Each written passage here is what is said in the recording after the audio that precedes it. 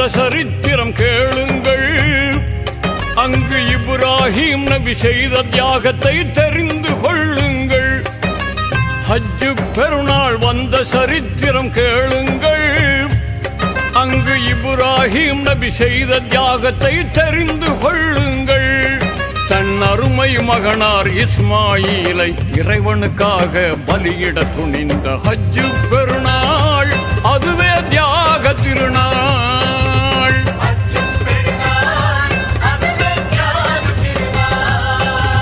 ஹஜ்ஜு பெருநாள் வந்த சரித்திரம் கேளுங்கள்.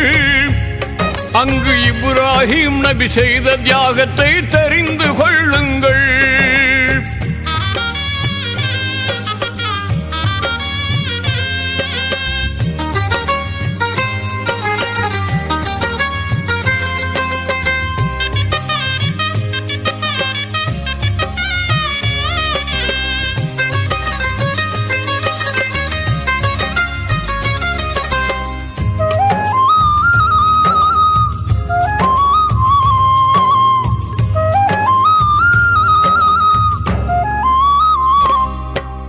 ஒரு நாள் இரவு நபி இப்ராஹிம் உன்னத கனவு கண்டார்கள்.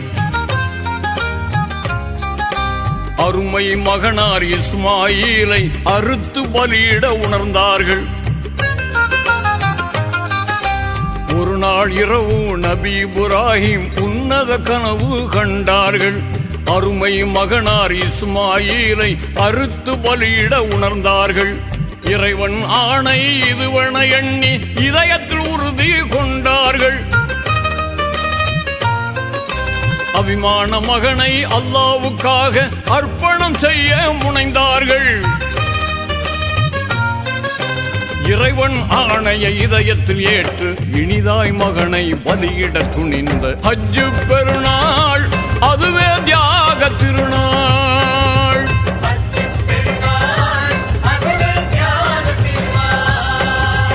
ஹஜ்ஜு பெருநாள் வந்த சரித்திரம் கேளுங்கள். அங்கு இப்ராஹிம் நபி செய்த தியாகத்தை தெரிந்து கொள்ளுங்கள்.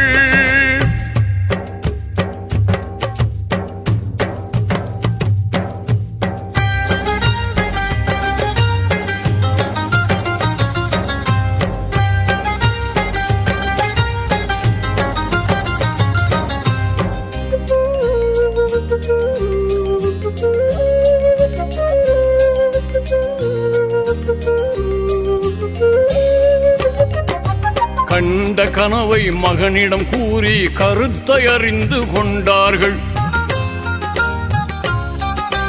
இறைவனுக்காக தன் உயிர் தரவும் இஸ்மாயில் நபி செய்தார்கள். கண்ட கனவை மகனிடம் கூறி கருத்தை அறிந்து கொண்டார்கள். இறைவனுக்காக தன் உயிர் தரவும் இஸ்மாயில் நபி செய்தார்கள். அன்னை ஹாஜிரா இதனை அறிந்து அழுது புலம்பியே துடித்தார்கள். கண்மணி மகனை கட்டி அணைத்து கண்ணீரை மழையாய் பொழிந்தார்கள். குலமகன் தன்னை குர்பானி கொடுக்க கொஞ்சமும் அஞ்சாமல் பலியிட துணிந்த ஹஜ்ஜு பெருநாள் அதுவே தியாக திருநாள்.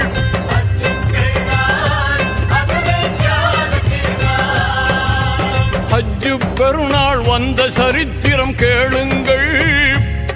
அங்கு இப்ராஹிம் நபி செய்த தியாகத்தை தெரிந்து கொள்ளுங்கள்.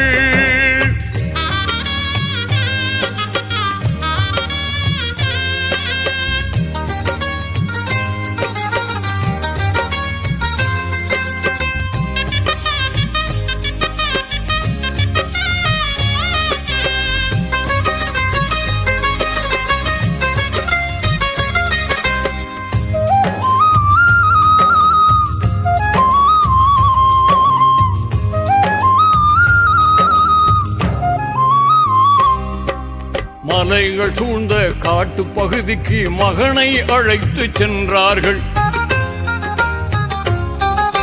கருங்கல் பாறை அருகே மகனை கனிவுடன் படுக்க செய்தார்கள். மலைகள் சூழ்ந்த காட்டு பகுதிக்கு மகனை அழைத்து சென்றார்கள். கருங்கல் பாறை அருகே மகனை கனிவுடன் படுக்க செய்தார்கள். கூரான நல்ல கத்தியை கொண்டு குரல் வளையை அறுக்க முனைந்தார்கள். கத்தியும் அறுக்க மறுத்ததினால் கடும் பாறையில் கோபத்தில் அடித்தார்கள். பாறை இரண்டாக பிளந்ததுவே கத்தி பாலகனை கொல்ல மறுத்ததினாலே. ஹஜ்ஜு பெருநாள் அதுவே தியாக திருநாள்.